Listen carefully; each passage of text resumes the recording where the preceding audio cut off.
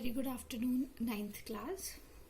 आज हम डिस्कस करेंगे स्ट्रक्चर ऑफ एटम के बारे में। हमने पीछे जो है वो एटम को डिस्कस किया और ये देखा कि बहुत सारी डिस्कवरीज हुई, मतलब कि बहुत सारी साइंटिस्ट ने डिफरेंट डिफरेंट थियोरीज लगाई और उन्होंने पता लगाया कि एटम जो है वो is not the last part of the matter. Atom के अंदर और भी सब एटॉमिक पार्टिकल्स जो होते हैं वो प्रेजेंट होते हैं। सो जितने भी डिस्कवरीज हुई जिसमें ये पता चला कि एटम के अंदर जो है इलेक्ट्रॉन्स होते हैं, प्रोटॉन्स होते हैं, न्यूट्रॉन्स होते हैं या न्यूक्लियस होता है उसका, तो उन सब चीज़ों को बेसिस बना के एक स्ट्रक्चर जो है वो डिज़ाइन किया गया। बहुत सारे साइंटिस्ट ने ये स्ट्रक्चर्स बनाने की कोशिश की क्योंकि उन्होंने देखा कि अच्छा, जब कोई ऐसा सब्सटेंस है जिसमें कि एटम है, जो जिसके अंदर की और भी अदर सब्सटेंसेस है, तो उनकी उसका जो फिजिकल डायग्राम है वो कैसा होगा, मतलब वो कैसा दिखता होगा। सो उसी के रिलेटेड बहुत सारे साइंटिस्ट ने जो है स्ट्रक्चर दिया है एटम का। सो उसको एक एक करके हम डिस्कस करेंगे। ऐसा नहीं था कि सारे जो स्ट्रक्चर्स थे वो that were applicable, but initially उन सब ने थोड़ा थोड़ा हेल्प किया जो एटम का आज जो स्ट्रक्चर है उसको अचीव करने में। So let's discuss them. So the first structure of atom that we have is Thomson model of an atom. So J.J. Thomson जो थे ये साइंटिस्ट थे जिन्होंने सबसे पहला जो है एटम का स्ट्रक्चर डिस्क्राइब किया था। So J.J. Thomson was a British physicist. वो एक ब्रिटिश फिजिस्ट थे। Also he got a Nobel prize in physics in 1906 for the discovery of electrons. पिछले लेक्चर में मैंने आप लोगों को ये चीज़ बताई थी कि इलेक्ट्रॉन जो है वो डिस्कवर किया था J.J. थॉमसन ने। सो J.J. थॉमसन को इसके लिए नोबेल प्राइज भी मिला था और फिर लेटर ऑन उन्होंने क्या किया, स्ट्रक्चर ऑफ जो एटम है उसको भी डिस्क्राइब किया। So according to J.J. Thomson जो स्ट्रक्चर था एटम का, इट वॉज लाइक कि similar to that of Christmas pudding और watermelon.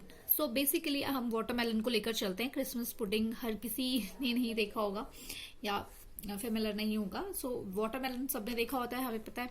So let's take that as an example. So watermelon जो है उसको अगर हम देखें तो वाटरमेलन को जब हम आधा काटते हैं तो हमें क्या दिखता है, उसका रेड कलर का सरफेस और उस पर ब्लैक कलर के बीज पड़े होते हैं। सो सिमिलरली उन्होंने एटम को इसी तरह से डिस्क्राइब किया। उन्होंने कहा कि अगर हम एटम को देखें तो वो मतलब बिल्कुल सिमिलर है वाटरमेलन के। कैसे कि जो रेड पार्ट है वाटरमेलन का, that is the positive sphere. वो पूरा स्फेयर जो है this is the red part. ठीक है, वाटरमेलन को अगर कंसीडर किया जाए this is the red part और द पॉजिटिव स्फेयर। और जिस तरह से वाटरमेलन के बीज जो होते हैं उसके ऊपर बिखरे हुए होते हैं, उसी तरह से जो इलेक्ट्रॉन्स हैं वो इसके ऊपर जो हैं वो बिखरे हुए हैं। So this was the model of atom that was proposed by the J.J. Thomson.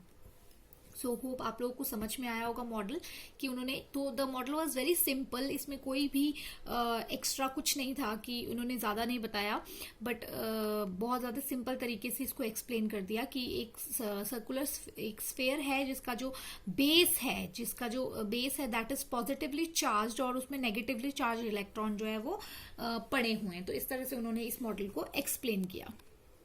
सो एक बार हम देख लेते हैं कि उनका प्रपोजल क्या था।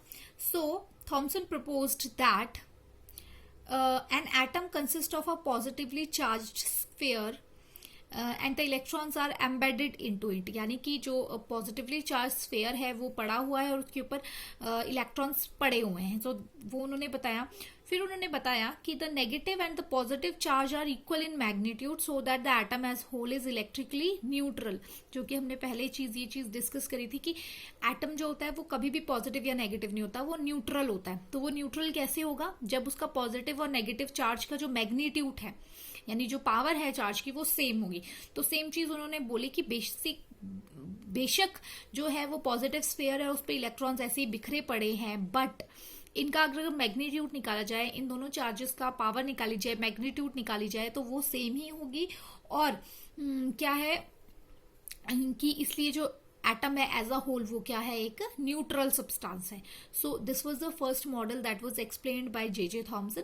ऐसा नहीं है कि इस मॉडल को पूरी तरह से एक्सेप्ट कर लिया गया, इसमें बहुत सारे वो थे, ड्रॉबैक्स थे, बहुत सारी कमियां थी जो लेटर ऑन, क्योंकि जब भी आप कोई मॉडल देते हो, जैसे आपने जैसे इन्होंने मॉडल दिया, ठीक है, तो बहुत सारे साइंटिस्ट ने इसके ऊपर वर्क किया, उनको देखा, फिर उन्होंने कुछ ही क्वेश्चंस पूछे कि अच्छा अगर मॉडल ऐसा होगा तो, अगर ये होगा तो क्या होगा, वो होगा तो क्या होगा, लाइक रिलेटेड क्वेश्चन, इससे रिलेटेड काफी ज्यादा क्वेश्चन पूछे गए।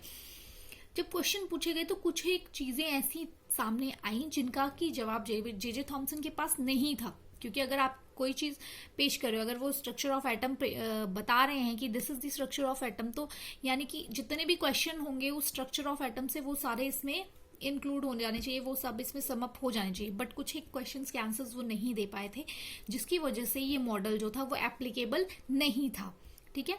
सो this is all about this lecture, let's move towards the questions. So the first question that we have is why J Thomson awarded with Nobel prize, कि उन्हें Nobel prize क्यों मिला था। What did Thomas proposed, Thomas ने क्या propose किया था। On the basis of Thomson model of an atom explain how the atom is neutral as a whole, कि थॉमसन मॉडल ऑफ एटम के बेसिस पे आपने बताना है कि as a whole atom neutral कैसे है। Thank you.